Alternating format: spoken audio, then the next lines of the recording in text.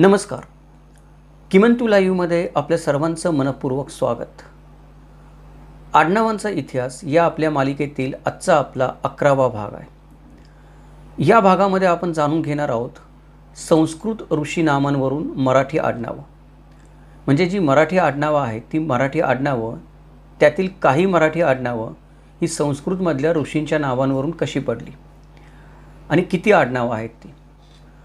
हा विषय घ्यायचं कारण असं आहे की मागे आपण एक व्हिडिओ बनवला होता फारसी पदांवरून मराठी आडनावं. त्यानंतर आपल्या काही मित्रांनी विनंती केली म्हणून आपण अरबी भाषेतील काही शब्दांवरून जी मराठी आडनावं पडले त्याच्याबद्दल माहिती घेतली. त्यानंतर सातत्याने अशी विचारणा व्हायला लागली की इतर भाषांमधून पण जी आडनावं मराठीमध्ये आलेली आहेत किंवा काही मराठी आडनावं आहेत जी इतर भाषांमध्ये त्यांचं मूळ सापडतं त्याच्याबद्दल पण व्हिडिओ बनवावेत. मग इतर भाषांमध्ये जी मूळ सापडतं मराठी आडनावांचं त्या भाषा जर घ्यायच्या म्हटल्या व्हिडिओ बनवण्यासाठी तर अर्थातच सगळ्यात पहिली आपल्याला संस्कृत भाषा घ्यावी लागते. कारण संस्कृत ही अशी भाषा आहे की जिचा भारतातल्या काही भाषांवर तरी भरपूर प्रभाव आहे. जर आपल्याला या संस्कृतमध्ये मूळ शोधायचं असेल एखाद्या आडनावाचं तर संस्कृतमध्येच नव्हे इतर कुठल्याही भाषेमध्ये आपल्याला आडनाव शोधण्यासाठी काही कसोट्या आहेत. मग संस्कृत भाषेमध्येच आपण मूळ का शोधायचं एखाद्या आडनावाचं, दुसऱ्या भाषेमध्ये का नाही शोधायचं किंवा संस्कृतलाच महत्त्व का द्यायचं. त्याचं कारण असं आहे की या ज्या कसोट्या आहेत आडनावाचं मूळ शोधण्याच्या ते भाषा जरी बाजूला ठेवली तरी एक आपण म्हणू शकतो की हजारो निकष आहेत छोटे मोठे की जे लावून आपण तपासू शकतो की एखाद्या आडनावाचं मूळ कुठे आहे. भाषा थोडी बाजूला ठेवली तरी पण, भाषा जरी बाजूला ठेवली तरी पण जर आपल्याला एखाद्या आडनावाचं मूळ शोधायचं असेल तरी ते मूळ शोधण्याचे एक 4 मार्ग आहेत. आपण ढोबळमानाने म्हणू शकतो की 4 मार्ग आहेत. आपण 4 वर्गीकरण करू शकतो मूळ शोधण्याचे माहितीचे किंवा त्या प्रकारांचं. तर ते 4 मार्ग कुठले आहेत. पहिला जो मार्ग आहे तो पहिला मार्ग म्हणजे जमीन हस्तांतरण व्यवहार. जर तुम्हाला तुमच्या आडनावाचं मूळ शोधायचं असेल तर तुम्हाला जमिनीच्या हस्तांतराचे कागद तपासावे लागतील. जर मागचे फेरफार तुम्हाला सापडले त्याच्यामध्ये तुमच्या पूर्वजांची नावं बदलताना काही दिसली तर तिथून काही सुगावा लागू शकतो. दुसरा मार्ग म्हणजे जे हेळवी किंवा भाट लोक येतात त्यांच्याकडे ज्या नोंदी असतात त्या खऱ्या खोट्या किती नंतरचा विषय, पण त्याच्यामध्ये पण आपल्याला काही माहिती थोडीफार मिळू शकते. तिसरा जो विषय आहे तो म्हणजे स्थानिक कागदपत्रांमधल्या नोंदी.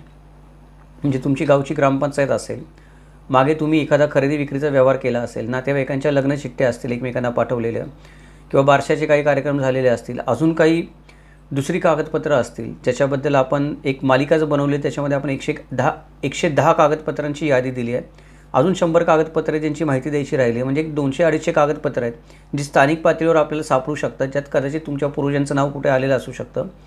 तो एक मार्ग आहे. आणि चौथा मार्ग म्हणजे गोत्र किंवा देवक आपण ज्याला म्हणतो ते शोधणं. आजही आपल्या भारत देशामध्ये 80% लोकसंख्या आपण म्हणू की हिंदूच आहे. अगदी कमी केली कुणाला वाईट वाटलं 75-60% मेजॉरिटी आपण म्हणू शकतो हिंदूच आहे.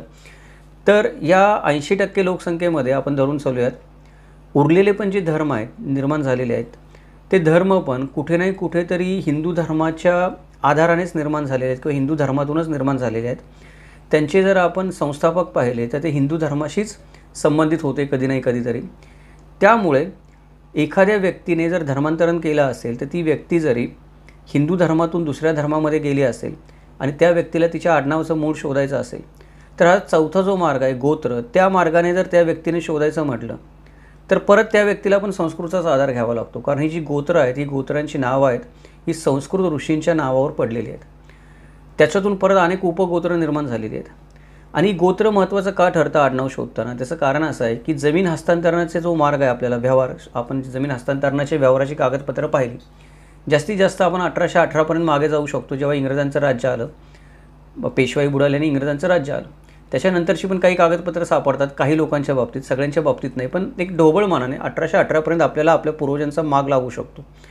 हेळव्यांकडच्या नोंदी जरी घेतल्या आपण तरी हेळव्यांकडच्या नोंदीमध्ये पण आपल्याला जवळजवळ आपण म्हणू शकतो की एक 15व्या-14व्या शतकापर्यंत बऱ्यापैकी माग लागू शकतो, तिथपर्यंतच, त्याच्या मागे नाही जास्त आपण जाऊ शकत. त्यानंतर स्थानिक कागदपत्रांमधल्या नोंदी तपासायच्या म्हटल्या तरी पण त्या जास्तीत जास्त 16व्या शतकांपर्यंत जातात. त्याच्या आधीची कागदपत्रं कोणाकडे नसतात. त्याच्या आधी जी हस्तलिखित किंवा ताम्रपट आढळतात त्याच्यामध्ये आडनावांच्या नोंदी फारशा नसतात. मोजकीच आडनावं काहीतरी आपल्याला हाताच्या बोटावर मोजणे इतकी सापडतात. पण एक गोत्र आणि देवक हे आहे की हे हिंदू धर्माच्या आपण म्हणतो की एक कल्चरचा भाग आहे किंवा सांस्कृतिक भाग आहे, हा वंशावळीचा भाग आहे. त्याच्यामुळे हिंदू धर्मामध्ये जन्माला आलेल्या प्रत्येक माणसाच्या मागे कुठलं नाही कुठलं तरी गोत्र चिकटलेलं असतं. आणि हा हिंदू धर्म सोडून दुसऱ्या धर्मात गेलेल्या माणसाने पण जर गोत्रानुशी अभ्यास करायचा म्हटला तर गोत्रानुशी तुम्ही खूप मागे जाऊ शकता. म्हणजे जवळजवळ आपण म्हणू शकतो की हे जे आधीचे 3 मार्ग आहेत त्याच्यापेक्षा जास्त मागे आपण आपल्या पूर्वजांचा शोध घेत गोत्राने जाऊ शकतो. आपल्याला कळू शकतं आपला आडनाव किती जुनं आहे, ते कोणाशी संबंधित आहे. खरं खोटं तपासण्याचे दुसरे मार्ग आहेत. म्हणजे एखाद्याचं आडनाव त्या गोत्रामध्ये सापडलं किंवा एखादा माणूस एखाद्या गोत्राचा सापडला तर ते खरं का खोटं मानावं कशावर, ते तपासण्याचे पण वेगळे निकष आहेत. म्हणजे गोत्रामध्ये सापडतं म्हणजे खरं झालं असं नाही, पण काहीतरी माग लागू शकतो आणि इतर मार्गांपेक्षा गोत्रामध्ये आपण खूप मागे जाऊ शकतो गोत्र तपासण्याच्या पद्धतीने आपल्या पूर्वजांचा शोध घेण्यासाठी. हा विषय. आता विषय गोत्राजवळ येऊन थांबला की तुम्हाला संस्कृतीनं भाग आहे किंवा संस्कृतमध्ये जाणं भाग आहे. त्याच्यामुळे संस्कृतचाच आधार का घ्यावा लागतो आडनाव शोधताना, त्याचं एक कारण हा चौथा जो आडनाव शोधण्याचा मार्ग आहे गोत्र, तिथे जर आपण आलो ते 4ही मार्ग समांतर चालतात. म्हणजे जमीन हस्तांतरण, हेळव्यांकडच्या नोंदी, स्थानिक कागदपत्रातल्या नोंदी, गोत्र आणि देवकांच्या नोंदी, हे 4ही मार्ग समांतर तपासावे लागतात. कुठल्याच एका मार्गावर विषमता येत नाही. त्यामुळे आडनावांच्या नोंदीमध्ये गोत्रांच्या मार्गाने जाताना संस्कृतचा आधार घ्यावा लागतो आणि मग त्याच्यामध्ये कुठली आडनावं संस्कृतमध्ये आलीत, कुठल्या आपलं आडनाव जे आहे मराठी आडनाव त्याचा संस्कृतमध्ये अर्थ काय निघतो, संस्कृतमधल्या कोणाशी संबंधित आहे, कुठल्या गोत्राशी, देवकाशी, वंशाशी संबंधित आहे, हा शोध घेताना आपल्याला संस्कृतचा आधार घ्यावा लागतो. त्यामुळे आडनावं शोधताना आजही भारतामध्ये त्यातही महाराष्ट्रामध्ये संस्कृतचा आधार हा घ्यावाच लागतो. बहुतेक आडनावं किंवा आपण म्हणू शकतो की बऱ्यापैकी आडनावं मराठी आडनावं त्यांच्या अर्थ जुळले नाहीत आणि ती संस्कृतवरून निर्माण जरी झाली नसतील. म्हणजे एखादं आडनाव आहे त्याचा अर्थ संस्कृतच्या शब्दाशी जुळत नाही पण शब्द जुळतो. बऱ्याचदा असं होतं की शब्द जुळतो आणि अर्थ पण जुळतो तरी पण ते आडनाव संस्कृतवरून पडलेलं नसतं, असं पण कधी कधी होतं. अशा गोष्टी होतात. तरी पण बहुतेक जे आपण म्हणतो की आडनाव आहे त्याचा अशी मिळता जुळता एखादा शब्द संस्कृतमध्ये कुठे ना कुठेतरी मराठीपुरता तरी सापडू शकतो. कारण या दोन्ही भाषा आहेत, या दोन्ही भाषा आपण म्हणतो की जुळ्या भाषा आहेत, त्यांची लिपी एकच आहे. त्यामुळे बरेच शब्द आहेत ते समानार्थी आपल्याला सापडू शकतात. त्यामुळे संस्कृत ही भाषा आहे, त्या संस्कृत भाषेचा आपल्याला आधार हा घ्यावाच लागतो आडनावांचा शोध घेताना. दुसरा मुद्दा महत्त्वाचा की संस्कृतचा भारतीय जनमानसावर फार प्रभाव आहे. म्हणजे जसं मराठी आडनाव आहेत, मराठी आडनावांची मुळं ही काही संस्कृत आडनावांमध्ये सापडतात, तसे इतरही अनेक भाषा ज्या भारतामध्ये आहेत, फक्त मराठीच नाही, त्यांच्या पण आडनावांची मुळं आपल्याला संस्कृतमध्ये सापडतात. जिथे जिथे संस्कृतचा प्रभाव आहे, प्रामुख्याने उत्तर भारतामध्ये जास्त आहे, त्या ठिकाणी आपल्याला त्या आडनावांची मुळं संस्कृतमध्ये सापडू शकतात, अनेकदा संस्कृत शब्दामध्ये सापडू शकतात. त्याचं कारण संस्कृतचा असलेला फक्त भाषिक नाही, ऐतिहासिक आणि सांस्कृतिक प्रभाव या उत्तर भारतावर आपण म्हणू शकतो मोठ्या प्रमाणात असलेला. त्याच्यामुळं भारतीय जनमानसावर संस्कृतचा मोठा आपल्याला एक गारूड झालेलं दिसून येतं एक प्रकारे अनेक क्षेत्रामध्ये, जे लक्षात येत नाही कळत नकळत आपल्याला, पण संस्कृत तिथे असते.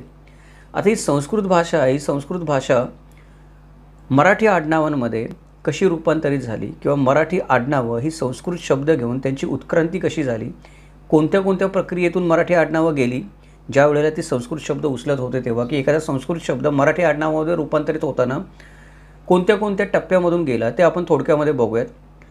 पहिली जी प्रक्रिया आहे ती म्हणजे जी मूळची संस्कृती आडनाव आहेत, ती मूळची संस्कृती आडनाव आपण म्हणतो. संस्कृतचं जे मूळ म्हणतो आपण, ते संस्कृतचं मूळ या देशामध्ये इतकं रुजलेलं आहे, त्याच्यातही अनेक मराठी आडनावांची उत्पत्ती आपण म्हणतो भारतीय उपखंडातील ही सर्वात प्राचीन भाषांपैकी एक असलेल्या संस्कृतमध्ये आढळते. कारण संस्कृत ही भाषा प्राचीन आहे. असं आपण म्हणू शकतो की प्राकृत भारतामध्ये आधी निर्माण झालेली भाषा आहे किंवा प्राकृत भाषेमध्ये आपल्याला अनेक शिलालेख आढळतात. संस्कृत तुलनेनं नवीन निर्माण झाली, परंतु संस्कृतमध्ये जे लेख लिहिले गेलेत किंवा जे ग्रंथ लिहिले गेलेत त्याचा जो कालावधी आहे तो कालावधी प्राकृत भाषेच्या पण आधीचा सांगितला जातो. म्हणजे जेव्हा प्राकृत भाषा निर्माण झाली नव्हती तेव्हा संस्कृतमध्ये जे ग्रंथ निर्माण झाले त्या ग्रंथामध्ये ज्या घटना घडल्या त्या 4000-5000 वर्ष मागच्या सांगितल्या जातात. त्याच्यामुळे संस्कृतला आपण त्या अर्थाने म्हणू शकतो की जी प्राचीन इतिहास सांगणारी भारताची भाषा आहे. जरी भाषा प्राचीन नसली तरी पण संस्कृतमध्ये जो प्राचीन इतिहास सापडतो तो दुसऱ्या इतिहासामध्ये सापडत नाही. साहजिकच काय आहे की संस्कृत ही भाषा फक्त भाषा नसून ती एक धार्मिक ग्रंथ, साहित्य आणि तत्त्वज्ञानाची भाषा आहे. आणि या भाषेचा मराठीसहित अनेक प्रादेशिक भाषांच्या विकासावर नंतर प्रभाव पडत गेला. त्याचं कारण काय? प्राकृतपेक्षा तुलनेने ही भाषा नंतर निर्माण झाली, तरी पण या भाषेमध्ये जे साहित्य निर्माण झालं ते साहित्य फक्त आणि फक्त धर्माची माहिती देणारं साहित्य नव्हतं, तर ते तत्त्वज्ञानाची माहिती देणारं साहित्य होतं. त्याच्यानंतर नाट्य, गायन, वादन, आपण ज्या 12 विद्या आणि 64 कला म्हणतो, त्यात 12 विद्या आणि 64 कलांची माहिती देणारं साहित्य होतं. कोणत्या ना कोणत्या प्रकारे जनमानसाला आपण म्हणतो त्या जनमानसाला स्पर्श करणारं साहित्य होतं. त्याच्यामुळे जिथे जिथे म्हणून एखाद्या भाषेमध्ये एखाद्या गोष्टीची कमतरता निर्माण झाली, ती गोष्ट त्या भाषेने संस्कृतमधून उचलली जशीच्या तशी. जिथे संस्कृत अस्तित्वामध्ये होती किंवा संस्कृतमध्ये तिचा आधार शोधला गेला, जिथे नवीन भाषा विकसित होत असताना, त्यामुळे प्रादेशिक भाषांवर संस्कृतचा प्रभाव पडल्यामुळे आडनावं जी आहेत ती आडनावांवर पण संस्कृतचा मोठा प्रभाव पडलेला आपल्याला आढळून येतो. त्याचं मूळ आडनावांचं आपल्याला मराठी पण संस्कृतमध्ये आढळून येतं. मी आडनावं जेव्हा संस्कृतमधून घेतली मराठीने, त्यावेळेला काय झालं, ती जशीच्या तशी घेतली का? काही आडनावं शब्दशः जशीची तशी मराठीने संस्कृतमधून घेतलेली आपल्याला आढळून येतात. शब्द तसेच आहेत. उदाहरणार्थ वसिष्ठ. तर वसिष्ठ हे ऋषींचं नाव आहे. तर वसिष्ठ जसं संस्कृतमध्ये होतं तसंच्या तसं काय झालं, मराठीमध्ये आलं.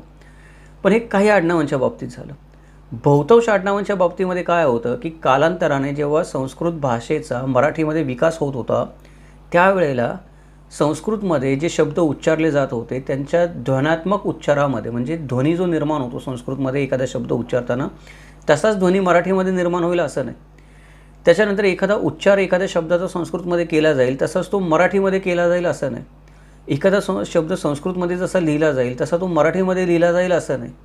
त्याच्यामुळं काय झालं की ज्या वेळेला हे संस्कृत शब्द मराठीचा विकास होताना किंवा दुसऱ्या प्रादेशिक भाषेचा विकास होताना संस्कृतमधून त्या प्रादेशिक भाषेमध्ये येत गेले, त्यावेळेला त्या प्रादेशिक भाषेप्रमाणे ते बदलत गेले.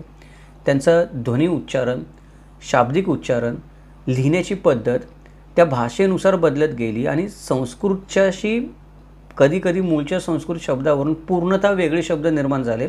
अक्षरं समान असली तरी पण, शब्द समान असले तरी पण, त्या अर्थ समान असला तरी पण त्याचा उच्चार बदलला, लिहिण्याची पद्धत बदलली आणि मूळ तेच राहिलं संस्कृतचं, पण रूप पूर्णपणे काय झालं, नवीन भाषेमध्ये येताना त्या शब्दांचं आपल्याला बदललेलं दिसतं. त्याच्यानंतर पुढचा जो टप्पा आहे तो म्हणजे काय की मराठी ही जरी भाषा आपण पकडली, आज आपण महाराष्ट्रापुरती मराठी भाषा म्हणतो किंवा महाराष्ट्राची राज्यभाषा म्हणतो, पण मराठी ही महाराष्ट्रातल्या पण अनेक प्रदेशांमध्ये विभागलेली आहे. असं आपण म्हणतो की दर आपल्याला एक 50 किलोमीटरनंतर मराठी भाषा बदललेली दिसते, तिचा उच्चार बदललेला दिसतो, बोलायचा लहेजा बदललेला दिसतो. ते संस्कृतचे शब्द जसे मराठीमध्ये आले तसे त्या प्रादेशिक लहेजांमध्ये बदलले. जिथे जिथे ज्या ज्या प्रादेशिक लहेजांमध्ये ती मराठी भाषा बोलली जात होती त्याच्याप्रमाणे संस्कृतचे शब्द पण बदलले गेले. त्यांचं मूळ तेच राहिलं तरी पण. त्यानंतर मराठी भाषा फक्त काही महाराष्ट्रातच बोलली जात होती असं नाही. आजही आपण बघतो की मध्य प्रदेशमध्ये मराठी भाषा बोलली जाते, तंजावरमध्ये मराठी भाषा बोलली जाते, भारताच्या काही भागांमध्ये अजून जिथे जिथे मराठी कुटुंब गेलेत मराठी भाषा बोलली जाते. मग त्या ठिकाणी जी मराठी भाषा बोलली जाते त्या बोलीभाषेचं स्वरूप वेगळं आहे. त्या बोलीभाषेमध्ये जे संस्कृतचे शब्द आले ते त्या बोलीभाषेप्रमाणे आले, मूळ तिचं संस्कृतमध्ये राहिलं तरी पण. त्याच्यामुळं बरीचशी जी आडनावं आहे ती बरीचशी आडनावं आपण जे पाहतो त्यांचं मूळ संस्कृतमध्ये सापडतं, पण बोलीभाषेप्रमाणे त्यांचा उच्चार वेगळा सापडतो आपल्याला मराठीमध्ये पण. त्यानंतर जात, धर्म, प्रदेश, बाकीचे पण घटक त्याच्यावर आपण म्हणतो की प्रभाव पाडणारे असतात, ज्याच्यामुळे मूळच्या संस्कृत शब्दांचं मराठीमध्ये येताना वेगळ्या वेगळ्या प्रादेशिक भिन्नतेमुळं, ध्वनी उच्चारणामुळं, लहेजामुळं वेगळ्या वेगळ्या आडनावांमध्ये रूपांतर झालं. की संस्कृतमधून येताना शब्द वेगळाच होता, पण मराठी भाषेच्या विकासक्रमामध्ये तो बदलत गेला. अजून एक महत्त्वाचा टप्पा संस्कृत आणि मराठीच्या प्रवासामध्ये आला तो हा होता की मराठी आडनावांवर आपल्याला ऐतिहासिक आणि सांस्कृतिक घटकांचा मोठ्या प्रमाणावर प्रभाव दिसून येतो. म्हणजे जर मराठी आडनावं आपण बघितली उदाहरणार्थ, तर मराठी आडनावं आपल्याला ठिकाणं, व्यवसाय, वेगवेगळी शीर्षकं यांच्यावरून उत्पन्न झालेली दिसतात किंवा यांच्याशी आपल्याला मराठी आडनावांचा थेट संबंध जाणवतो. त्याच्यामुळे ही जी मराठी आडनावं आहेत ही मराठी आडनावं संस्कृतशी संबंधित असू शकतात किंवा इतर भाषेमधून पण मराठीमध्ये घेतलेली असू शकतात किंवा हे शब्द मराठीमध्ये नंतर समाविष्ट केलेले जाऊ शकतात. त्याचं कारण असं आहे की संस्कृतमध्ये जे ऐतिहासिक आणि साहित्यिक जडणघडण झाली संस्कृतची, किंवा आपण म्हणतो की क्रांती झाली संस्कृत भाषेमध्ये, की संस्कृत ही फक्त धर्म सांगणारी भाषा नव्हती, इतिहास लिहिणारी भाषा होती, इतिहास सांगणारी भाषा होती. मगाशी मी म्हटलं तसं 12 विद्या आणि 64 कलांना स्पर्श करणारी भाषा होती. त्यामुळं जे ऐतिहासिक आणि सांस्कृतिक साहित्य संस्कृतमध्ये निर्माण झालं, त्याचा मोठा प्रभाव हा मराठी साहित्यावर पडलेला आपल्याला आढळून येतो. आणि फक्त मराठी साहित्यावरच नाही, भारताच्या साहित्यावर संस्कृतचा मोठा प्रभाव आहे. कारण साहित्य आपण म्हणतो, भाषा भारतामध्ये अनेक निर्माण झाल्या, लिपी भारतामध्ये अनेक निर्माण झाल्या, पण समृद्ध साहित्य आपण ज्याला म्हणतो, ते समृद्ध साहित्य सर्वप्रथम संस्कृत भाषेमध्येच निर्माण झालं. संस्कृत वेदांची भाषा आहे का नाही हा विषय वेगळा, त्याच्यामध्ये जायचं काय आपल्याला आता कारण आहे, तो आपला विषय नाही. पण जेव्हा संस्कृत भाषा अस्तित्वात आली त्यावेळेला ती साहित्याचा समृद्ध वारसा घेऊन अस्तित्वात आली. त्याच्यामुळे नंतर ज्यावेळी एखाद्या लेखकाला एखादी गोष्ट लिहावी लागली त्यावेळी तो संस्कृतचा आधार घेत असत. म्हणजे शिवाजी महाराजांनी शब्दकोश लिहायला सांगितलं तर पंडित संस्कृतचा आधार घेत असत. शिवाजी महाराजांनी एखाद्याला काव्य लिहायला सांगितलं तर तो काव्य संस्कृतचा आधार घेत असे, की संस्कृतमध्ये कशा पद्धतीने काव्य लिहिले. आधुनिक नाटककार आपण बघितले, त्यांनी ज्या नाट्यछटा वेगळ्या वेगळ्या लिहिल्या, संस्कृत नाट्यशास्त्राचा आधार घेतलेला दिसतो त्यांनी. गायनाच्या ज्या कला आपण बघतो, की आज आपण क्लासिकल इंडियन पद्धत म्हणतो गायनाची, संस्कृतचा आधार घेतलेला आपल्याला दिसतो. नृत्य, गायन, वादन, इतर 64 कला, 12 विद्या आणि 64 कला म्हणतो आपण. प्रत्येक गोष्टीमध्ये नवीन काही करायचं असेल किंवा प्रादेशिक रूप त्या गोष्टीचं अस्तित्वात आणायचं असेल तर संस्कृत जर त्या प्रदेशामध्ये कधी अस्तित्वात असेल तर संस्कृतचा आधार घेतला जातो. अशा पद्धतीने ऐतिहासिक आणि सांस्कृतिक प्रभाव संस्कृतने निर्माण केल्यामुळे मराठी भाषेमध्ये पण जी बरीचशी आडनावं आहेत, ती बरीचशी आडनावं संस्कृतच्या ऐतिहासिक आणि सांस्कृतिक प्रभावाखाली निर्माण झालेली आपल्याला दिसून येतात. ती नावं त्यांच्याशी जोडलेली दिसून येतात. कसं ते आपण पुढील भागामध्ये पाहणार आहोत, पण इथे फक्त आपण लक्षात घेऊयात हा प्रवास कसा चालला आहे संस्कृत आणि मराठीचा एकमेकांसोबत. त्यानंतर अजून एक संस्कृत मराठीशी जोडलं जाण्याचं कारण हे आहे की आज जे आपण जातव्यवस्था म्हणतो किंवा जात समुदाय म्हणतो आपण, जे महाराष्ट्रामध्ये अस्तित्वात किंवा आपल्या देशामध्ये जातव्यवस्था अस्तित्वात आहे, भारतातील हे जात आणि जात समुदाय व्यवस्थेने भारतामध्ये आडनावं निर्माण करण्यामध्ये मोठी भूमिका बजावलेली आहे. म्हणजे आपल्या भारत देशामध्ये जे आडनावं निर्माण झालेले आहेत तिच्यामध्ये जातव्यवस्थेचा मोठा हातभार लागलेला आहे ती आडनावं निर्माण करण्यामध्ये. आणि अनेक आडनावं असतात, ती अनेक आडनावं विशिष्ट जातींची किंवा समुदायांशी संबंधित असतात. बहुतेकदा हे जे जाती असतात किंवा समुदाय असतात ते कुठे नाही कुठेतरी संस्कृतमध्ये वर्णन केलेल्या किंवा हिंदू धर्मामध्ये वर्णन केलेल्या हिंदू धर्माची प्रारंभिक माहिती संस्कृत भाषेमध्ये आपल्याला ग्रंथामध्ये लिहिलेली दिसते. बरीचशी माहिती हिंदू धर्मग्रंथ आहेत ते संस्कृतमध्येच आहेत. त्यामुळे ही वर्णव्यवस्था जी आपण म्हणतो मनुस्मृतीमध्ये ठळक पद्धत लिहिली आहे किंवा इतर ठिकाणी लिहिली आहे, तर ही मनुस्मृती किंवा इतर जे ग्रंथ असतील त्याच्यामध्ये वर्णव्यवस्था वर्णन करायला संस्कृत शब्द वापरलेले आहेत. जातीनंतर या वर्णव्यवस्थेतून निर्माण झाल्या त्यावेळेला त्या जाती पण संस्कृतचा वारसा घेऊन पुढे आल्या. आज आपल्याला एखादी जातीचं आडनाव असं आहे की एखाद्या जातीचं आडनाव आपल्याला असं वाटतं की अरे हे संस्कृतशी संबंधित नाही. पण जर खोलामध्ये गेलो आपण तर एखादं अश्लील आडनाव असेल मराठीतलं, एखादं निंदाव्यजक आडनाव असेल, एखाद्या अवयवांवरून पडलेलं आडनाव असेल, तर त्या आडनावाशी संबंधित मिळते जुळते शब्द आपल्याला संस्कृतमध्ये आढळून येतात. म्हणजे आडनाव कदाचित त्या संस्कृत शब्दावरून पडलेलं नसेल, पण जर मी माझ्या आडनावाचा अर्थ शोधायला गेलो आज की आज मला मराठी भाषेमध्ये या आडनावाचा अर्थ काहीच लागत नाही, काय अर्थ लावू मी माझ्या आडनावाचा, मला कळतच नाही आडनाव आलं कुठून. पण जर मी त्याच आडनावाचा मिळता जुळता शब्द शोधायला गेलो इतर भाषांमध्ये तर संस्कृतमध्ये मला तो सापडण्याची शक्यता इतर भाषांपेक्षा जास्त.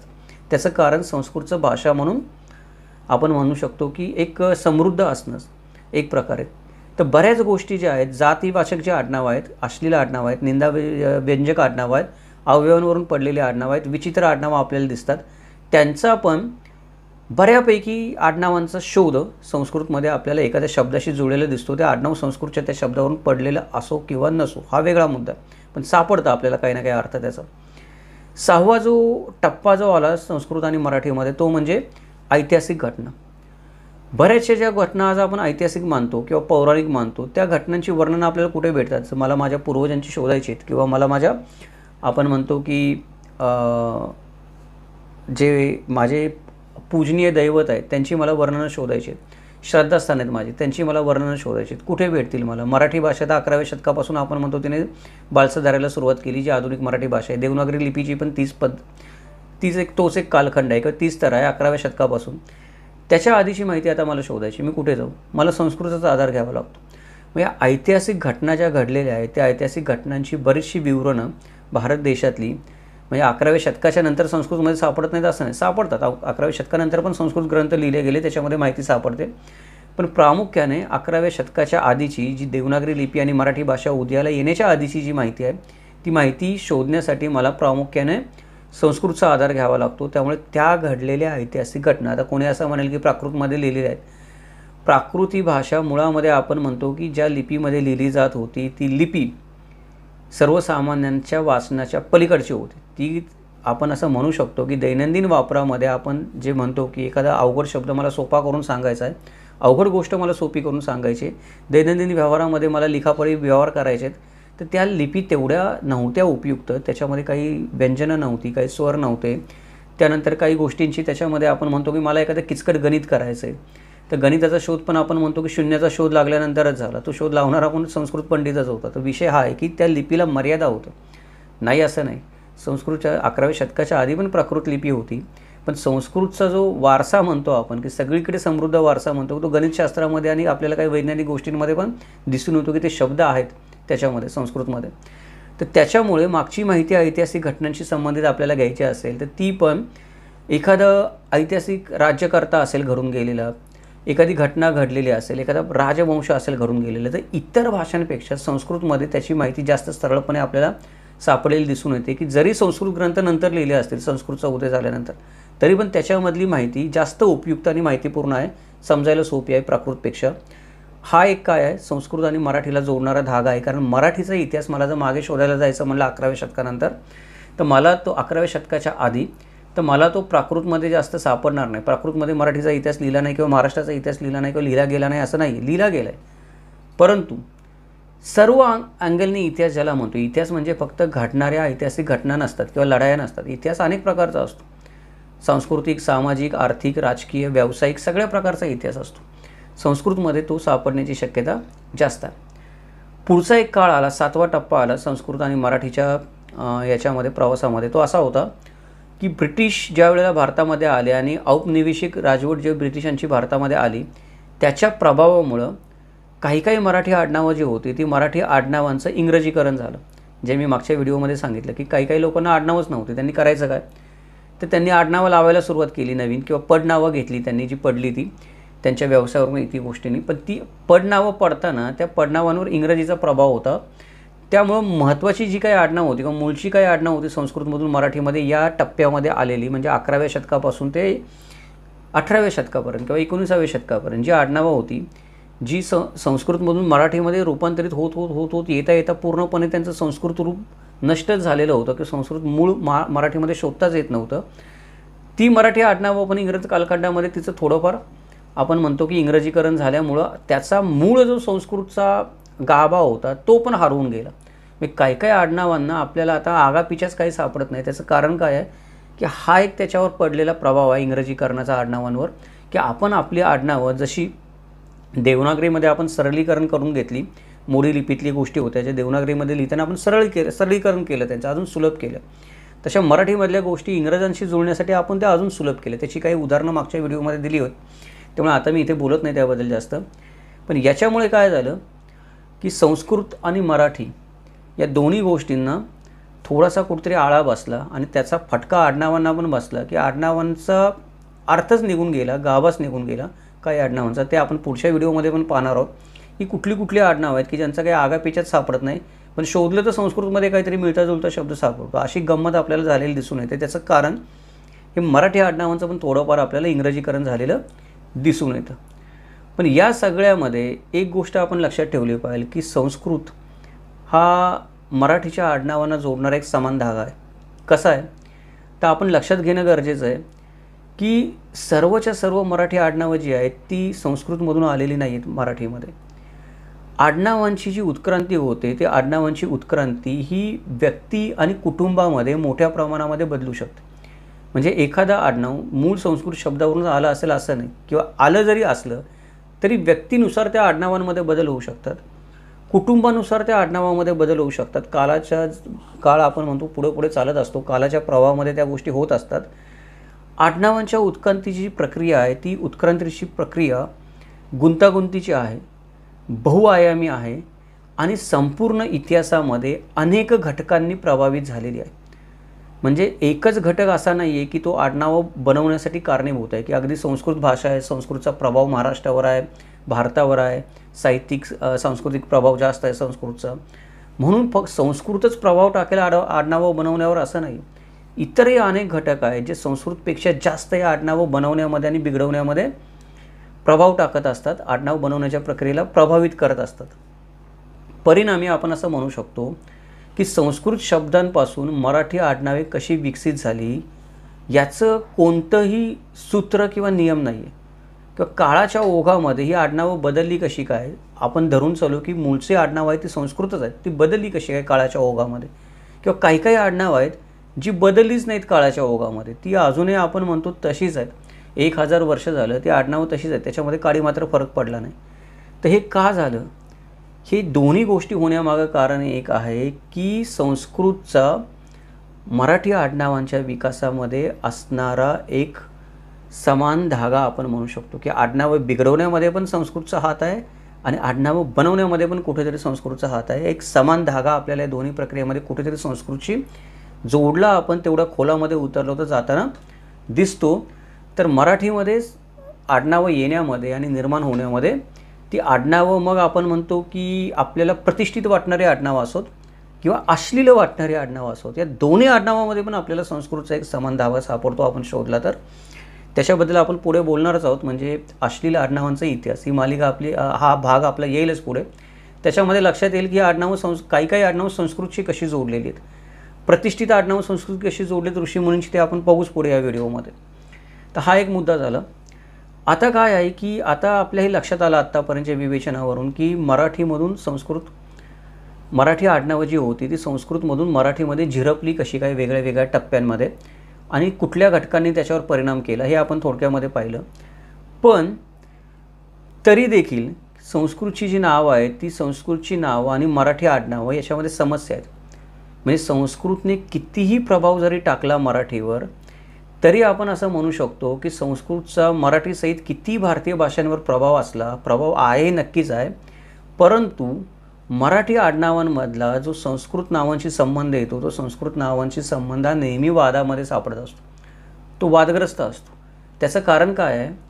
जरी संस्कृत आणि मराठी या जुळ्या भाषा आहेत असं म्हटलं जातं, संस्कृत आणि मराठीची लिपी एकच आहे असं म्हटलं जातं, संस्कृत आणि मराठीचा सांस्कृतिक साहित्यिक वारसा एकच आहे असं म्हटलं जातं, तरी देखील या दोन भाषा ह्या मुळातच वेगळ्या आणि स्वतंत्र भाषा आहेत.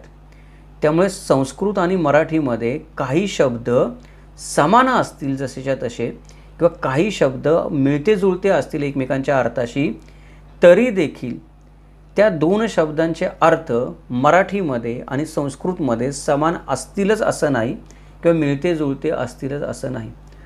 म्हणजे एखादा शब्द मराठीमध्ये आहे त्याचा समानार्थी शब्द म्हणजे वेगळा नाही, तोच शब्द जसाच्या तसा संस्कृतमध्ये आहे, आणि त्या शब्दाच्या संस्कृतमध्ये एक नाही 100 व्युत्पत्ती आहेत. कधी कधी तुम्हाला असंही आढळून येईल की त्या 100 व्युत्पत्तीमधली एकही व्युत्पत्ती किंवा एकही अर्थ मराठीमध्ये त्या शब्दाचा जो अर्थ आहे त्याच्याशी जुळत नाही. म्हणजे संस्कृत एवढी ताकदवान भाषा आहे की एका धातूपासून तिच्या 100 व्युत्पत्ती होऊ शकतात, 100 वेगळे वेगळे अर्थ निर्माण होऊ शकतात एकच धातूपासून शब्दाच्या, तरी देखील ते 100च्या 100 अर्थ पण मराठीतले त्या शब्दाच्या अर्थाशी जुळत नाहीत. याचा अर्थ काय झाला की मराठीतला शब्द संस्कृतमध्ये असला तरी तो समान अर्थाने असेल, मिळत्या जुळत्या अर्थाने असेलच असं नाही. त्यामुळं मराठीतला प्रत्येक शब्द संस्कृतशी जोडताना अज्ञानी लोक काय करतात, किंवा ज्यांचा अभ्यास नसतो ते आपले मित्र काय करतात, खुश होतात लगेच, हे माझं आडनाव आहे, तर माझं आडनाव आहे आणि माझ्या आडनावाशी मिळता जुळता शब्द मला संस्कृतमध्ये सापडला, लगेच मी दंगा करून मोकळा होतो, माझ्या आडनावाचं मूळ संस्कृतमध्ये आहे, त्याचा अर्थ असा असा आहे. अरे पण तुम्ही जाऊन जर तपासून तर बघा त्याचं काय आहे, अर्थ तोच निघाला तर तो अर्थ आहे, अर्थ नाही निघाला तर अर्थ नाही. अशी कित्येक आडनावं आहेत ज्यांचे अर्थच लागत नाहीत. दुसऱ्यांदा हे असं का होतं? मग अर्थच लागत नाही तरी लोक का अर्थ लावायला जातात? त्याचं कारण असं आहे की पुष्कळ अभ्यासक जे आपले असतात किंवा विचारवंत आपले जे असतात त्या विचारवंतांना त्यांच्या संस्कृत वारशाचा फार अभिमान असतो, किंवा त्या धर्म असेल, एखादी जात असेल तर त्या माणसाला संस्कृत वारशाचा फार अभिमान असतो. त्यामुळे कुठलंही आडनाव असेल ते आडनाव, आता समजा मी म्हणले की एक आडनाव आहे, ते आडनाव फारसीमधून आले तर कमीपणा वाटतो. अरे हे फारसीमधून आडनाव आले, संस्कृतमधून आलं नाही, कमीपणा वाटतो. मग हे आडनाव येनकेन प्रकारे संस्कृतशी जोडलं पाहिजे. पुष्कळ आडनावं अशी आहेत की जी आता या व्हिडिओमध्ये सारखं संस्कृत ऐकून काही मित्रांना आपल्या वाईट वाटायचं कारण आहे की फारच संस्कृतचा उदो करतात. संस्कृतचा उदो करत नाही मित्रांनो, जे आहे ते बोलतो आहे. काही आडनावं अशी आहेत की जी प्राकृतमधून पण आलेली आहेत. त्याच्यावर पण आपण एक व्हिडिओ बनवण्याचा प्रयत्न करतो आहे की त्याचा थोडा अभ्यास चालवला आहे मी की कुठली आडनावं प्राकृतमधून मराठीमध्ये आलेली आहेत जुन्या काळापासून. तर काही मित्रांना त्याचा पण कमीपणा वाटतो की अरे हे आडनाव संस्कृतमधून आलं नाही, हे याच्यातून आलं नाही, संस्कृतमधून आलं नाही याचा अर्थ त्या माणसाला वाटतो मग माझ्या हिंदू धर्माला काहीतरी कमीपणा आला. मग काही विचारवंत जे मोठमोठे विचारवंत आहेत, अगदी विका राजवड्यांचं पण नाव त्याच्यामध्ये घ्यायला हरकत नाही, असे विचारवंत काय करतात की मारून मुटकून मुसलमान म्हणतो आपण, मारून मुटकून एखाद्या मराठी आडनावाचा संस्कृत आडनावाशी अर्थ जोडायचाच. तर विका राजवड्यांनी ज्या अशा मराठी आडनावांचा संस्कृत शब्दांशी जोडून अर्थ सांगितलेला आहे त्याच्याबद्दल आपण मागच्या व्हिडिओत चर्चा केली. केतकर पण म्हणलेलं आहे ज्यांनी महाराष्ट्रीय ज्ञानकोश दिला की विका राजवड्यांनी जोडलेल्या उत्पत्तीशी मी सहमत नाही. किंवा बरेच विचारवंत म्हणतात की विका राजवड्यांनी जे संस्कृतचे अर्थ काढले त्या शब्दांचे त्यांच्याशी आम्ही सहमत नाही आहे. त्याचं कारण हे आहे की संस्कृत भाषा वाकवेल तशी वागते. तुम्हाला जर एखाद्या धातूची एखादी वेगळी व्युत्पत्ती निर्माण करायची असेल तुम्ही संस्कृतमध्ये सहज करू शकता. मागाशी मी म्हटलं तसं एकाच धातूपासून 100 वेगवेगळे अर्थ सांगणारे शब्द निर्माण होतात. तर मला अर्थ सांगणारा शब्द मी कधी निर्माण करू शकतो संस्कृतमध्ये जर मी संस्कृतमधला हुशार माणूस असेल तर. मी तेवढं मला संस्कृतचं ज्ञान असेल, विद्वान माणूस असेल तर माझं जे आडनाव आहे, समजा आता माझं आडनाव ओंबळे आहे असं गृहीत धरून चालू आपण, असा काही मराठीमध्ये मला अर्थ लागला नाही तरी माझ्या ओंबळ्या आडनावाशी संबंधित संस्कृतमधल्या एखाद्या धातूची मोडतोड करून एखादा शब्द बनवू शकतो. याच्यामध्ये संस्कृत भाषेचं सामर्थ्य आहे, साहित्यिक किंवा व्याकरणदृष्ट्या आपण म्हणतो. काही विचारवंत काय करतात की या ज्ञानाचा फायदा घेऊन आपल्या जाणून बुजून ते जोडायचा प्रयत्न करतात. पण ती गोष्ट दुसऱ्या एखादा विचारवंत ते तपासून बघेल त्यावेळेला काळाच्या कसोटीवर टिकत नाही. ती व्युत्पत्ती त्याच माणसाने केलेली आपल्याला आढळून येते बऱ्याचदा. ती दुसरीकडे कुठं तो धातूचा तो अर्थ पण सापडत नाही संस्कृत भाषेला जो तो विचारवंत निर्माण केलेला असतो त्याने. त्यामुळे या ज्या जोडण्या असतात या भाषाप्रेमातून, धर्मप्रेमातून, अभिमानातून वारशाच्या आपल्या, त्या जोडणे बऱ्याचदा वादग्रस्त होतात. कारण जबरदस्तीनं मराठी आडनावं आहे ती मराठी आडनावं संस्कृतशी जोडून ती आडनावं मूळची संस्कृतची आडनावं होत नाहीत. ती मुळातच संस्कृतमध्ये त्या धातू असावा लागतो, तो आडनावाचा सार सांगणारा शब्दाचा तो नसेल तर तुम्ही किती त्याच्या व्युत्पत्ती बनवा चुकीचा धातू घेऊन ते संस्कृत आडनाव कधी होत नाही. त्याच्यावर एकमत तरी लोकांचं कधीच होत नाही. उलट पक्षी काही आडनावं जी असतात ती संस्कृतशी मिळती जुळती जरी वाटली तरी ती आडनावं नंतर जर संशोधन केलं तर अरबी किंवा फारसी निघतात. उदाहरणार्थ एक उदाहरण म्हणून सांगतो, कोतवाल शब्द आहे. तर कोतवाल शब्दाचा विका राजवाडेंनी कोट्टपाल हा त्याचा काय दिलेला एक आपण म्हणतो व्याख्या केलेली आहे किंवा व्युत्पत्ती दिलेली आहे. किंवा संस्कृतमध्ये पण कोट्टपाल हा शब्द आहे, विका राजवाडेंना मध्ये घ्यायचं काही कारण नाही. पण कोट्टपाल हा शब्द संस्कृतमध्ये येतो तो काय येतो, तो दुर्गाचा अधिपती किंवा एखादा लष्करी अधिकारी म्हणून येतो की लष्करी ठाण्याचा अधिकारी म्हणून आपण म्हणू शकतो की कोट्टपाल हा शब्द येतो. आता कोतवाल हा शब्द आहे, हा कोतवाल शब्द आपण आज कोट्टपाल शब्द वापरतो का मराठीमध्ये? नाही वापरत, आपण कोतवाल शब्द वापरतो. मग कोतवाल हा शब्द आहे, तो कोतवाल शब्द जसाच्या तसा आपल्याला फारसीमध्ये आढळतो. फारसीमध्ये आपल्याला कोट्टपाल शब्द नाही आढळत, कोतवालच शब्द आढळतो. आणि कोतवाल शब्दाचा फारसीमध्ये जो अर्थ दिला आहे तो अर्थ काय आहे की दरोगा म्हणून अर्थ आहे. दरोगा म्हणजे काय की एखादा आपण म्हणतो की गावचा पोलीस प्रमुख किंवा शहराचा पोलीस प्रमुख किंवा DCP म्हणू शकतो का आपण, DSP म्हणू शकतो आपण एखाद्या शहराचा आजच्या काळामध्ये, ज्याच्या हातामध्ये पोलीस व्यवस्था आहे. त्याच्या हातामध्ये लष्करी अधिकार नाही आहे, त्याच्या हातामध्ये शहराची सुव्यवस्था ठेवण्याचा अधिकार आहे. उदाहरणार्थ घाशीराम कोतवाल पुण्यामध्ये प्रमुख आहे. तर घाशीराम कोतवाल पुण्यामध्ये प्रमुख आहे म्हणजे काय आहे तर घाशीराम कोतवालाच्या हातामध्ये पुणे शहराची कायदा आणि सुव्यवस्थेची जबाबदारी होती. घाशीराम कोतवालाच्या हातामध्ये पुण्याच्या लष्करी रक्षणाची जबाबदारी नव्हती की बाहेरून कुणी आक्रमण केले तर घाशीराम कोतवाल रक्षण करेल. घाशीराम कोतवालाची चोरा चिलट्यांपासून इतर गुन्हेगारांपासून पुण्याचं रक्षण करण्याची जबाबदारी होती. तर कोतवाल या शब्दाचा हा जो अर्थ आहे हा अर्थ दरोगा या शब्दाशी जुळतो जो फारसीमध्ये आहे तो. मग कोतवाल शब्द आज आपण फारसी जास्त म्हणायचा का संस्कृत जास्त म्हणायचा हे सांगायचं कारण काय आहे, अट्टाहास जर एखादा माणूस करू जाईल की मी संस्कृतशी जुळतोच म्हणून, तो जुळत नाही.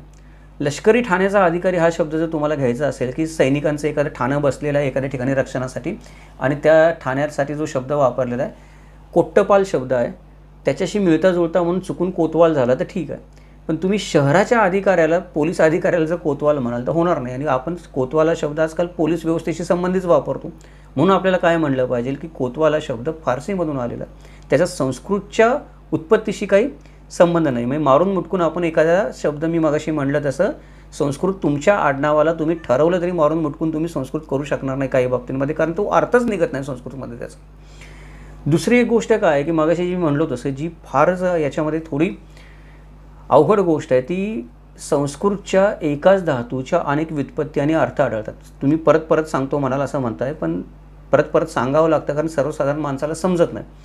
आता ही अडचण कशी आहे की मला एका मित्रांनी मागे विचारलं की आमच्या आडनावाचा अर्थ सांगा. तर त्यांचं आडनाव होतं गांडे. गांडे आडनाव होतं. त्याही थोडं अश्लील आडनावामध्ये मोडतं, त्यामुळे त्यांना थोडंसं अपमानजनक वाटत होतं.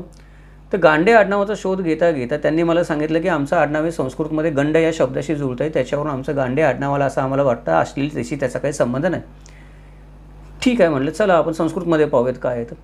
तर संस्कृतमध्ये तुम्ही गेलात तर जो मूळ धातू सांगितलेला आहे, गंड हा शब्द संस्कृतमध्ये मूळ धातू आहे, त्याचे गंडी, गंडक, गंडस्ती, गंडुशी, गंडू, गांडू नाही गंडू, पहिला उकार गंडू, दुसरा उकार गंडी, गंडा, असे जवळजवळ 25 ते 30 वेगळ्या वेगळ्या उत्पत्ती आहेत. आणि मगाशी मी म्हटलं तसं यातल्या कुठल्याही व्युत्पत्तीचा अर्थ आज आपण गांडे आडनावाला जो अर्थ लावतो त्याच्याशी कुठूनही जुळत नाही. प्रत्येकाचे अर्थ काहीतरी वेगळेच आहेत, पूर्णपणे वेगळेच आहेत. त्याचा कुठल्याही अर्थाने आज आपण हा शब्द वापरतो मराठीमध्ये त्याच्याशी जुळत नाही.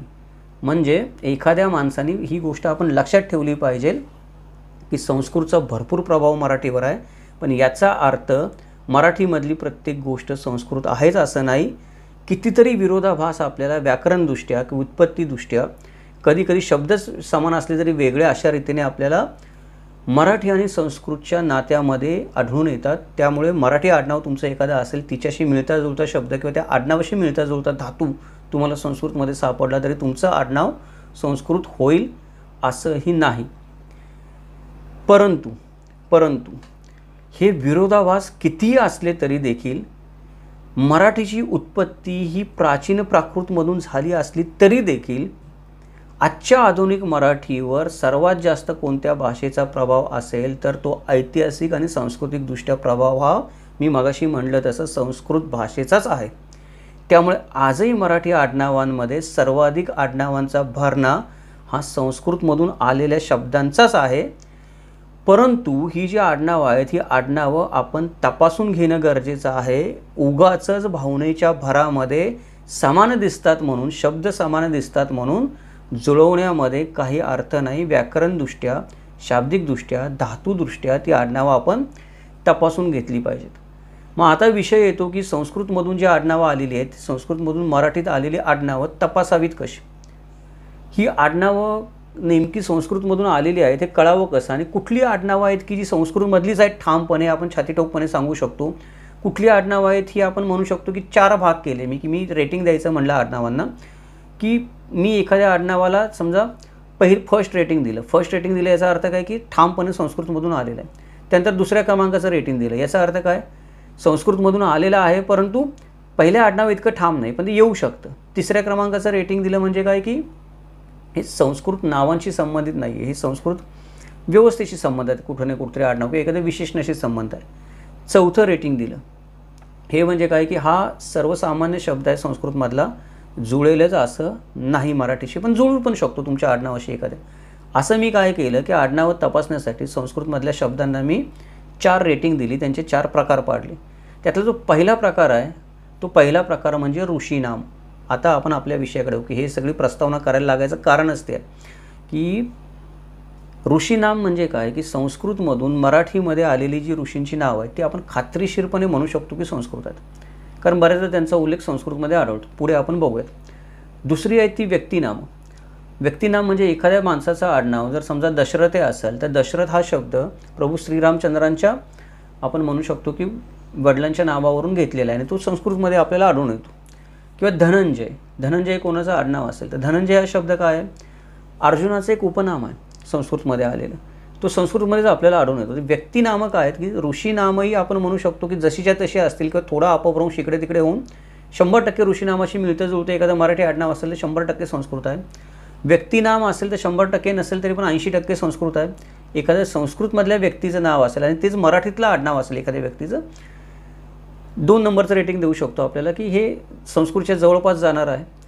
तिसरं जे नाव आहे की विशेष नाम, एखाद्या माणसाला एखादी पदवी दिलेली आहे, एखाद्या माणसाला एखादं टोपण नाव दिलेलं आहे, एखाद्या माणसाला एखादी शिवी दिलेली आहे, कोणीतरी निंदा करतो, कोणीतरी अवयवावरून बोलतो, कोणीतरी फळभाज्यांवरून बोलतो किंवा दुसरी आपण आडनावं बघतो की झाडं पानं फुलांवरून निसर्गावरून पडलेले असतात. अशी काही विशेष नामं असतात. समजा पर्वताची अनेक विशेष नामं आहेत, तर पर्वताच्या विशेष नामांवरून एखादं आडनाव पडलेलं असेल, पर्वते असेल, शिखरे असेल, दरे असेल, अजून काही असेल, दरेकर असेल, विशेष नामं आहेत, जुळू शकतात संस्कृतशी किंवा त्याच्या मूळ धातूशी. त्यामुळे इथे पण शक्यता काय की 60% आहे. दुसरी जी सर्वनामं आहे ती सर्वनामांचं मात्र आपण काही सांगू शकत नाही, ती जुळतील किंवा जुळणार पण नाहीत संस्कृतबरोबर. म्हणजे मराठी भाषेतला कुठलाही शब्द उचलायचा तो कुठल्याही संस्कृत भाषेच्या शब्दाशी जुळतोय का बघायचा, 50-50% शक्यता जुळेल किंवा नाही पण जुळणार.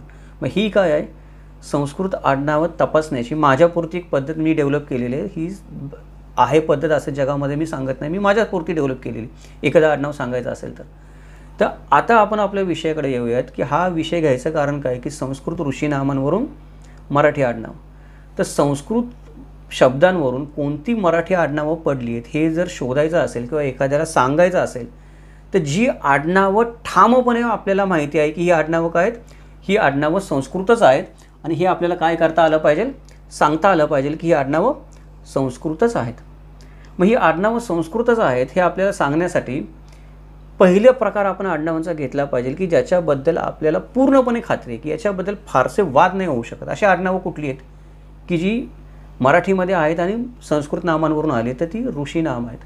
ही ऋषींच्या नामांवरूनच नंतर गोत्र पडली, गोत्रांचे अनेक उपप्रकार पडले, उपगोत्र झाली आणि त्यांचा फापट पसरा वाढत गेला. त्याच्यामुळं गोत्रांची नावं प्रचंड झाली.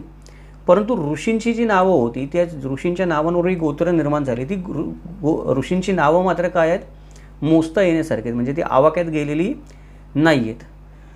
मुख्यत्वे काय होतं की या सगळ्या गोष्टींमध्ये की काही ऋषींची नावं जी आहेत ती काही ऋषींची नावं, अजून एक महत्त्वाचा विषय म्हणजे संस्कृतमध्येच सापडतात. ह्या ऋषींची नावं तुम्हाला दुसऱ्या कुठल्याही भाषेमध्ये सापडणार नाहीत. उदाहरणार्थ शेक्सपियर हा शब्द आहे तुम्हाला इंग्लिश भाषेमध्येच सापडणार. शेक्सपियर हा शब्द तुम्हाला फ्रान्समध्ये, गॅलिक भाषेमध्ये, जर्मन भाषेमध्ये किंवा दुसऱ्या कुठल्या लॅटिन भाषेमध्ये सापडणार नाही. ते इंग्रजी भाषेचं वैशिष्ट्य आहे. तसंच ऋषींची नावं ही संस्कृत भाषेचं वैशिष्ट्य आहे आणि ती काही ऋषींची नावं आहे ती मूळची संस्कृतची आहेत. ते जर एखाद्या मराठी माणसाचं आडनाव असेल, उदाहरणार्थ विश्वामित्र एखाद्या मराठी माणसाचं आडनाव असेल, भारद्वाज एखाद्या मराठी माणसाचं आडनाव असेल, तर आपण काय म्हणू शकतो, ऋषीच्या नावावरून आलेलं, ते संस्कृतमधूनच आलेलं आहे. त्याच्यामुळे ऋषींची नामं ही खात्रीपूर्वक संस्कृत नामं आहेत असं आपण म्हणू शकतो. पण त्याच्यामध्ये पण एक अडचण आहे पुढे निर्माण होते. ती अडचण म्हणजे कसं की संस्कृतमध्ये ऋषींची अगणित नामं सापडतील. म्हणजे शोधायला गेला आपण तर कुठे नाही कुठे एवढी संस्कृत भाषेमध्ये एवढं साहित्य लिहिलं गेलेलं आहे. वेद आहेत, उपनिषद आहेत, पुराण आहेत, स्मृती आहेत, श्रुती आहेत, त्याच्यानंतर बाकीचे अजून मी म्हटलं तसं 12 विद्या आणि 64 कलांची माहिती देणारे ग्रंथ आहेत.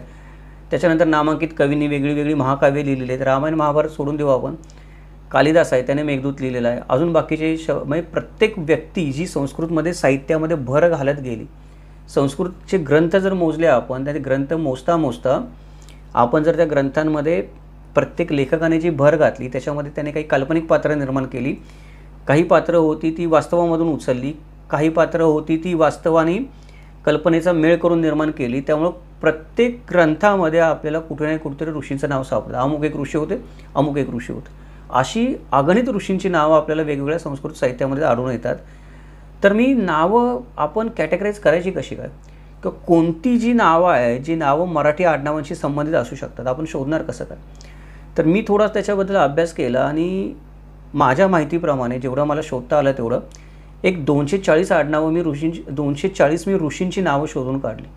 की 240 ऋषींची नावं आहेत ही काय आहेत की सातत्यानं आढळून येतात आणि ही आडनावं संस्कृतमधलीच आडनावं आहेत हे आपण सांगू शकतो. संस्कृत आडनावं आहेत, सातत्यानं वेगवेगळ्या संस्कृत साहित्यामध्ये आढळून येतात आणि कुठे नाही कुठे कधी नाही कधीतरी त्यांचा एखाद्या मराठी आडनावांशी संबंध येऊ शकतो. अशी किती ऋषी आडनावं आहेत, 240 ऋषी आडनावं आहेत. आता ही 240 ऋषी आडनावं मी जर तुम्हाला सांगायची म्हणली तर सांगता पण मला दम लागेल आणि आपला व्हिडिओ पण मोठा होईल अनावश्यक. आणि ते आडनावं सांगणं इथे संयुक्तिक पण नाही, बरोबर. म्हणून मी काय केलं की त्या आडनावाच्या 4 स्लाईड्स बनवलेल्या आहेत, ज्या तुम्हाला पुढे पाहता येतील जेव्हा आपलं बोलणं थांबेल त्यावेळेला. तर ते स्लाईड्स तुम्ही काय करा की थांबून पहा, म्हणजे स्लाईड आली की व्हिडिओ स्टॉप करा, ती सर्व आडनावं वाचा तुम्ही. आणि ती 240 आडनावं काय आहेत की लक्षात ठेवा, ही 240 आडनावं कुठे नाही कुठेतरी काय आहेत, कधी नाही कधीतरी आपल्याला मराठी आडनावांशी संबंधित असतात. तुमचं एखादं मराठी आडनाव तर कुठल्या तरी ऋषी नामाशी संबंधित असू शकतं. शोध घेतला तर कदाचित त्या ऋषी नामाशी मिळू शकतं, ते संशोधन केलं व्यवस्थित तर शक्यता आहे या 240 आडनावांमध्ये. आता 240 आडनावांमध्ये मी काय म्हणलो, शक्यता आहे. त्या 240 आडनावांमधली अशी किती ऋषींची नावं आहेत की जी मराठीमध्ये आडनावांशी जोडली गेली आहेत असं खात्रीपूर्वक सांगता येईल. म्हणजे अगणित आडनावांमधली मराठी आडनावांशी संबंधित असणारी 240 ऋषी नावं, त्या 240 ऋषी नावांमधली किती खात्रीपूर्वक जोडली गेलेली आहेत, तर 97 आडनावं आपण अशी सांगू शकतो किंवा 97 ऋषींची नावं आपण अशी सांगू शकतो. त्याच्यामध्ये ऋषींची नावं आणि ऋषींना दिलेल्या काही पदव्या आहेत, म्हणजे आचार्य, देवर्षी, सप्तर्षी या पदव्या आहेत, की अशा पदव्या आणि ऋषीचं नाव असं धरून 97 आपण म्हणू शकतो की ऋषी नावं आहेत ही मराठी आडनावांशी 100% जोडलेली आहेत. म्हणजे तुमचं मराठी आडनाव आणि ते 97 ऋषींपैकी एखाद्याचं नाव जर जुळलं तर ते तुमचं आडनाव संस्कृतवरून आलेलं आहे, आपण 100% सांगू शकतो. इथं शंका घ्यायला 1% देखील काही वाद नाही. शंका घ्यायला सुरुवात कुठून होते, आपण म्हणलं दुसरा प्रकार, व्यक्तिनाम, विशेषनाम आणि सर्वनाम, ही 3 प्रकार आपण घेतले. तिथे शंका घ्यायला जागा राहते, इथे काही शंका घ्यायला जागा नाही. 97 ऋषींपैकी एखाद्याशी जरी तुमचं आडनाव जोडलेलं असलं 100% संस्कृत आहे. मग आता ही 97 ऋषींच्या नावांची माहिती मला तुम्हाला सांगायची, तर मला काय करावं लागेल, मराठी आडनाव घ्यावं लागेल, त्या ऋषीनामाशी जोडणारं एखादं मराठी आडनाव. उदाहरणार्थ बऱ्याचदा असं होतं की एका ऋषीनामावरून अनेक मराठी आडनावं पडलेली असतात, पण समजावून सांगण्यासाठी एक तरी आडनाव घ्यावं लागेल. उदाहरण म्हणून ते मराठी आडनाव, त्याच्यानंतर त्याचं संस्कृतमध्ये असलेलं ऋषीचं नाव जे काय होतं ते ऋषीनाम, आणि नंतर त्या ऋषीनामाचा मला अर्थ पण सांगावा लागेल, कारण मला आडनावांचा अर्थ शोधायचा. मला ऋषीचं नाव तर सापडलं, माझ्या आडनावाशी मिळतं जुळतं, पण त्या ऋषीचंच मला काही माहिती नाही आहे, तर मला माझ्या आडनावाचा बोध कसा व्हावा. त्यामुळे जो ऋषी आहे ज्याच्या नावावरून ते आडनाव पडले त्या ऋषीची पण माहिती मला 1-2 वाक्यामध्ये थोडीफार तरी सांगितली पाहिजे, म्हणजे मला अंदाज येईल. आता ही अशा प्रकारे अनुक्रमांक, मराठी नाव, संस्कृत शब्द आणि त्याचा शब्दार्थ हे जर इथे सांगत बसलो आपण तर हा व्हिडिओ काय होईल, अजून 2 तासाचा होईल, 97 आडनावांची माहिती सांगायची म्हटली तर. म्हणून त्याच्यासाठी पण मी काय केलं आहे की त्याच्या स्लाईड्स बनवलेले आहेत, म्हणजे 97 ऋषी आडनावांच्या आपण काही स्लाईड्स बनवलेल्या आहेत. त्या स्लाईड्स पण तुम्हाला आत्ता आपण बोलणं थांबू त्यावेळेस दिसायला सुरुवात होईल. तुम्ही काय करा की ती एक स्लाईड्स बघून ठेवा, किंवा जेव्हा स्लाईड दिसेल तेव्हा व्हिडिओ पॉज करा थोडा वेळ, ती संपूर्ण माहिती वाचा आणि मग पुढची स्लाईड बघा.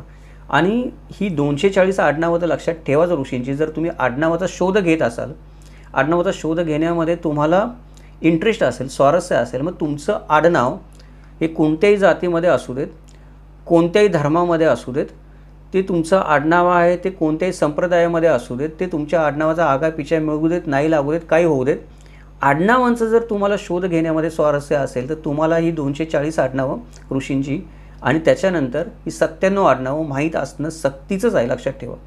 कारण कुठे नाही कुठेतरी तुमच्या आडनावाशी एखादा धागा जोडेल, किंवा तुम्ही तुमच्या आडनावाचा शोध घेत आहे त्याच्याबद्दल काहीतरी माहिती मिळायला तुम्हाला ही आडनावं उपयुक्त होऊ शकतील, ही ऋषीनामं उपयुक्त होऊ शकतील शोध घेण्यासाठी. म्हणजे एखाद्या माणसाचं आडनाव समजा आज मुस्लिम असेल ती व्यक्ती, किंवा कोणी शीख असतील, कोणी आपले मित्र असतील बौद्ध धर्मामध्ये गेलेले आहेत धर्मांतरण करून, किंवा मराठीमधले पण आपण म्हणतो हिंदू धर्मातले पण 18 पगड जाती आहेत त्यातले पण लोक असतील, तुमचं आडनाव त्याच्यामध्ये असेल तर वेल एंड गुड, विषय संपला. नसेल तरी पण तुम्ही तुमचा आडनावाचा शोध घेत आहे तर ही आडनावं तुमच्यासाठी महत्त्वाची आहेत. परत सांगतो त्याचं कारण महत्त्व आहे त्याचं.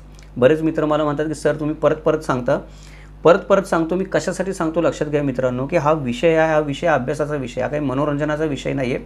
आणि जो मनुष्य हुशार आहे त्याला समजतंच, पण जो हुशार नाही आहे, जो पहिल्यांदाच हा भाग ऐकतो किंवा पहिल्यांदाच हा विषय त्याच्या समोर आला आहे, त्याला समजणं गरजेचं आहे. म्हणून ज्या गोष्टी महत्त्वाच्या आहेत त्या परत सांगाव्या लागतात. तर या त्या स्लाईड्समधली आडनावं महत्त्वाची याच्यासाठी आहेत की ती तुमच्या आडनावाशी संबंधित नसतील तरी पण तुम्ही अभ्यास केला तर कदाचित तुम्हाला काहीतरी तुमचं आडनाव शोधण्याचा धागादोरा देऊ शकतील. तर ही आडनावं आता आपण पाहूयात स्लाईडमध्ये इथून पुढे. तर आत्तापर्यंतची जी माहिती आहे ती माहिती तुम्हाला कशी वाटली ते मला अवश्य कळवा. त्यानंतर ह्या व्हिडिओमध्ये थोडं आपण संस्कृत भाषेची जी माहिती सांगितली ती माहिती ऐकून कोणाला वाटत असेल की अरे हा मनुष्य तर कट्टर हिंदू दिसतो, संस्कृतबद्दल जास्त बोलतो. तसं नाही, हिंदू आहेच मी आणि ते असण्याबद्दल मला समाधान पण आहे. मी नेहमी म्हणतो हिंदू असण्याबद्दल मला समाधान आहे. अभिमान वगैरे बाळगायचा कुठल्या गोष्टीचा मी पडत नाही भानगडीमध्ये. धर्माचाच नाही, कुठल्याच गोष्टीचा अभिमान बाळगायच्या भानगडीत पडत नाही. समाधानी असतो, समाधान आहे. पण हिंदू आहे म्हणून संस्कृतचा उदो उदो करतो आहे असं नाही. आपण प्राकृत भाषेमधून जे आडनाव आले त्याच्याबद्दल पण व्हिडिओ बनवणारच आहोत पुढे. फारसी अरबीबद्दल पण आपण बनवलेलाच आहोत. हा अभ्यासाचा भाग आहे. संस्कृतचं रोल समजावून सांगणं गरजेचं होतं मराठी भाषेमध्ये आणि मराठी आडनावांमध्ये, म्हणून हे सर्व सांगावं लागलं समजावून. ऋषींच्या नावं जे आहेत ते ऋषींची नावं महत्त्वाची काय आहेत हे समजावून सांगण्यासाठी तेवढी प्रस्तावना देणे गरजेचे आहे. कधीकधी नमनालाच घडीभर तेल होतं, पण नाईलाज होतो कधीकधी. विषय समजवण्यासाठी ती मागची प्रस्तावना कळणं गरजेचं आहे, त्याचं बॅकग्राऊंड काय ते कळणं गरजेचं आहे. त्याच्याशिवाय तो विषय कळत नाही. म्हणून आपण हा विषय घेतला. या विषय जर तुम्हाला खरोखर आवडला असेल, यातून तुमच्या ज्ञानामध्ये भर पडली असेल तर अवश्य कमेंट करून कळवा. त्याचं कारण आपण जी कमेंट करत असतात तेच प्रोत्साहन आणि प्रेरणा असते अशा प्रकारचे अभ्यासपूर्ण व्हिडिओ बनवण्यासाठी. त्याचबरोबर जर प्रथमच आपण किमंतू लाईव्ह चॅनलला भेट देत असाल तर चॅनलला सबस्क्राईब करायला विसरू नका. नोटिफिकेशन बटन ऑन ठेवा. व्हिडिओ शेअर करा, जास्तीत जास्त मित्रांपर्यंत लाईक करा. हे अशा प्रकारचे जे आपण व्हिडिओ बनवतो, हे व्हिडिओ बनवण्यासाठी नेहमीच प्रायोजकत्वाची गरज लागत असते, आर्थिक मदत लागत असते, कारण विषय संशोधनाचा नाही अभ्यासाचा असतो. जर आपल्याला ही मालिका आवडत असतील, हे विषय आवडले असतील, आपल्या ज्ञानामध्ये भर पडली असेल तर आपण गुगल पेच्या माध्यमातून पण मदत करू शकता. गुगल पेचा नंबर तुम्हाला स्क्रीनवर दिसेलच, किंवा थँक्स बटनवर क्लिक करून तुम्ही थँक्स बटनच्या माध्यमातून पण मदत करू शकता. आपले भरपूर मित्र करतात तसे. पुढच्या भागामध्ये आपण पाहूयात की या भागामध्ये आपण काय बघितलं की ऋषीनामं पाहिली, म्हणजे पाहणार आहोत आपण. तुम्हाला स्लाईडमध्ये दिसतीलच ऋषीनामं पुढे.